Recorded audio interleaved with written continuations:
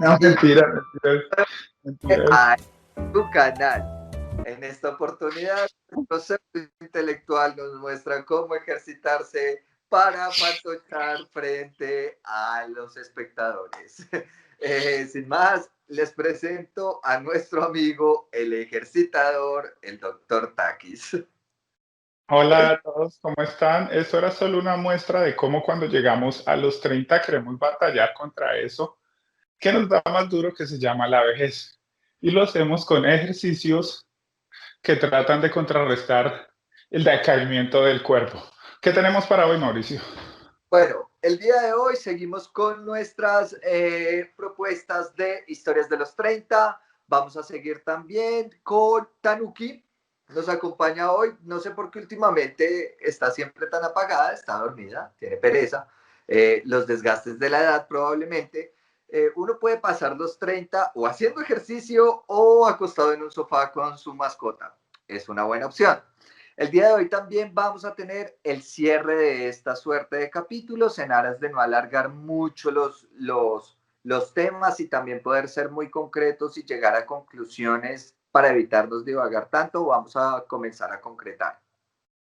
Y no solo por eso, sino mucha gente nos da o me ha escrito por el interno otra vez. Por favor, los invito a que participen acá en el YouTube, aunque me gusta que escriban por el interno, que quieren que ya traiga yo más mis ideas y las centre y no las deje volando. Entonces hoy creo que cerramos completamente con el tema de los falsos imaginarios. Efectivamente, sobre esto el doctor Takis nos va a estar hablando un poco de las ideas platónicas y esto lo vamos a conectar con algunas pequeñas variaciones de lo que es la teoría evolutiva y un poco de nosotros. Bueno, entonces empecemos por concluir ya este tema para cerrarlo. Cuando yo hablo sobre el mundo platónico, es aquel mundo que todos nos formamos en la mente y ese mundo lo formamos aparte gracias a las percepciones que recibimos de todo lo que nos rodea y de los entornos psicosociales, como lo dijo Mauricio, y es esa desconexión que sufre uno entre el mundo que tiene acá, que lo interpreto yo como el mundo platónico porque es el mundo ideal que usted se forma de cómo usted debe verse, cómo usted debe ser, esa desconexión en donde usted es una persona que ya es un señor y nos llaman señor, pero en su mente usted todavía es un joven, como decía Yamil en el video de la semana pasada. Entonces, creo que los falsos imaginarios empiezan por ahí, esa desconexión que hay dentro de lo que usted se creó acá y el choque cultural con el mundo. Eso es como el chiste del científico probando el por qué la pulga sin patas se volvía sorda. Entonces, básicamente el tipo tenía una pulga entrenada, le quitó dos patas y le dijo, salta. Y la pulga saltó. El tipo dijo, ok, sigue saltando. Le va a quitar otras dos patas, le quitó las patas y le dijo, salta, y la pulga saltó. Finalmente dijo, bueno, en el momento de la verdad, le quitó las últimas patas y le dijo, salta, y la pulga no saltó. Con eso, el científico le dijo, he aquí la demostración de mi punto, las pulgas sin patas no escuchan, son sordas.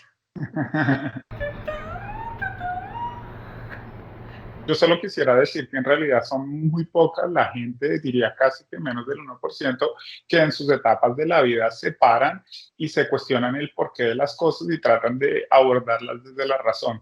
No podemos negar que desde el siglo, yo creo, 20 o 21, um, somos unos seres totalmente audiovisuales. Los estímulos con los que nos bombardean a diario, lo que es musicalmente, lo que es de la televisión y ahora más del internet nos convierte en unos seres audiovisuales y pensamos en la verdadera razón que se esconde detrás de todos estos impulsos, de todos estos estímulos perceptivos. Claro, es que finalmente si uno se va a todo este tema de las teorías evolutivas, pues teniendo en cuenta lo que es la historia de la humanidad, lo que llevamos de conocerla, pues finalmente nuestra especie tuvo una aceleración muy rápida en términos de pasar de un estadio al otro hasta llegar a ser los sapiens, la humanidad que somos hoy, y pues finalmente esto es este acelerado proceso de asociación humana lo que nos genera también es que no hemos sido capaces de adaptarnos a nuestra propia condición.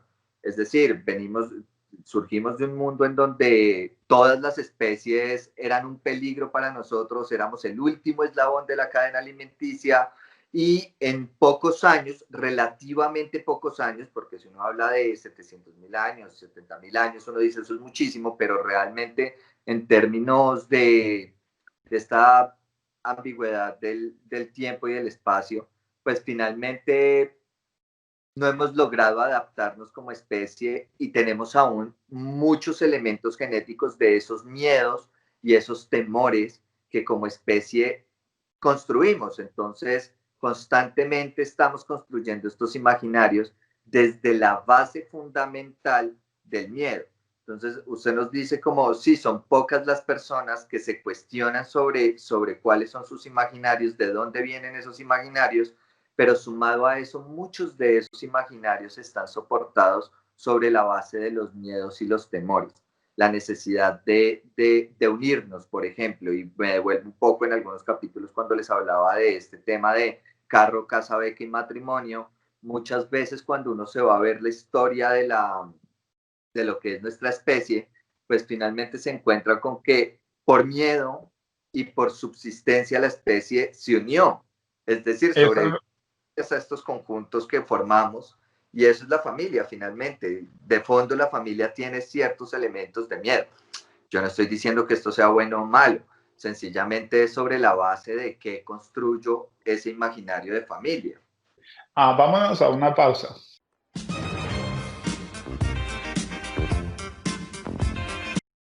Bueno, y ya volvemos de este corte y quisiera yo empezar con decir que es gracioso que hasta ahora, hasta hoy en día, hasta las semanas pasadas, vemos cómo el gobierno de Estados Unidos empieza a cuestionarse sobre la influencia de las redes sociales en la gente y por eso hemos visto los famosos videos de Zuckerberg siendo cuestionado por los curules del gobierno y es aquello.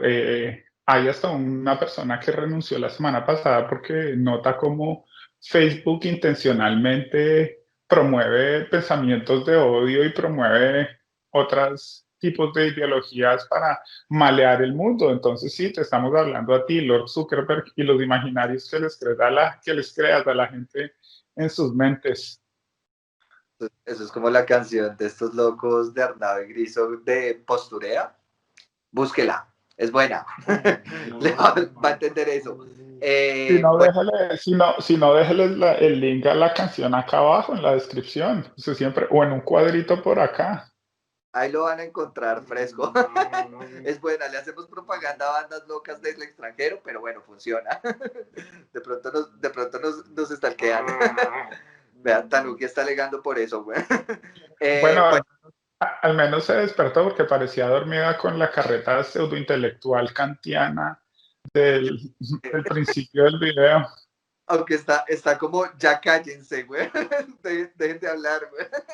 Bueno, Vean. hagámosle caso a Tanuki, presente el video, por favor, de la semana. Eh, Ahora, como nuevo contenido, tenemos unos espectadores, digamos, la propuesta, si bien habla de la crisis de los 30, hemos llegado a espectadores que no necesariamente están en los 30 años, que están próximos a llegar a esa edad, que aún están pensándose sobre ese tema. Tenemos un amigo de la casa que nos ha compartido como unas palabras sobre esto desde sus 25 años y queremos compartir con ustedes este video. Saludos, Luis. Pasa, Luis. Hola, mi nombre es Luis. Primero que todo, muchas gracias tanto al doctor Takis como a Mauricio por el espacio y por llevarme a reflexionar sobre una pregunta que quizás no ha hecho mucho ruido en mi cabeza y es el que espero a los 30. Si bien pienso que como muchas cosas, mm, el que esperar a los 30 es más bien el que esperan de ti a los 30 y es que esperan que tú estés económicamente estable quizás, que mínimamente tengas definida la persona con quien esperas pasar el resto de tu vida o que incluso ya tengas hijos, ya hayas conformado tu familia. En mi caso no es así. De hecho, no sé qué esperar a los 30, pero sí tengo certeza de que a los 30 seré una persona más construida o quizás más deconstruida. No lo puedo decir a ciencia cierta. ¿A qué me refiero con esto? Sabemos que el argumento de vida o la realidad de vida de cada persona es un constructo de las experiencias, del ambiente y del contexto en sí. Entonces, sé que en 5 años eh, puede que mi discurso de vida o mi argumento de vida o la forma en la que veo el mundo se haya transformado por completo, ¿ya? O al contrario, puede que en esos 5 años ese argumento se refuerce y yo diga, ve, sí, esto es lo que quiero o esto, o para esto voy a los 30, ¿ya? Entonces, como les digo, no sé qué espero de los 30 a ciencia cierta, pero ¿qué quiero a los 30? Quiero ser una persona un poco más feliz, quizás, un poco más libre, quizás, con una sociedad más permisiva, con alcanzando o logrando un par de metas y sueños que sí habitan en mi ser. Y bueno, pienso que eso es todo. Interesante el video de Luis, nos agrada mucho que nuestra audiencia tenga esos rangos de alcance de la gente que está proyectándose a los 30, de los que lo estamos viviendo a los 30, y sería divertido tener a alguien que ya sobrevivió a los 30.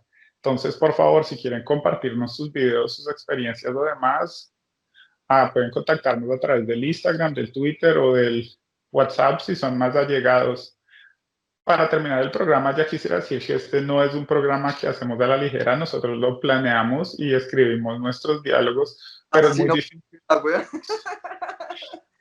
es muy difícil a veces decir tal cual las cosas como las describimos y más cuando se utiliza un lenguaje intelectual. Entonces, Mauricio va a hacer el favor para el final del programa de leer la reflexión final de los falsos imaginarios que tenía yo en lo que había escrito para mis diálogos. Bueno, entonces queremos compartir con ustedes la importancia de estos 3 episodios que compartimos. Esto básicamente es un proceso de construcción y de construcción que les estamos planteando, un proceso que vivimos nosotros dos en paralelo y que a través de ese proceso queremos también invitarlos a vivirlo con nosotros. Y básicamente lo que los planteamos es como una forma de ayuda, pero no una ayuda de esa que le prometen los gurús, como lo hemos dicho en reiteradas oportunidades, sino es una ayuda que cada uno de nosotros, tanto el doctor Takis como yo, nos damos a nosotros mismos y lo invitamos a usted a que usted también se dé esa ayuda a usted mismo. Luego, con esto es comprender que estamos frente al yo, haciéndole frente a un escenario ya configurado por la sociedad, ya configurado por otros, y el yo haciéndole frente a un escenario que configuramos nosotros mismos. Es la constante discusión entre lo externo y lo interno. Y finalmente esto nos pone frente al yo separado de nuestro cuerpo. Evaluar los tipos de comportamientos que usted ha adquirido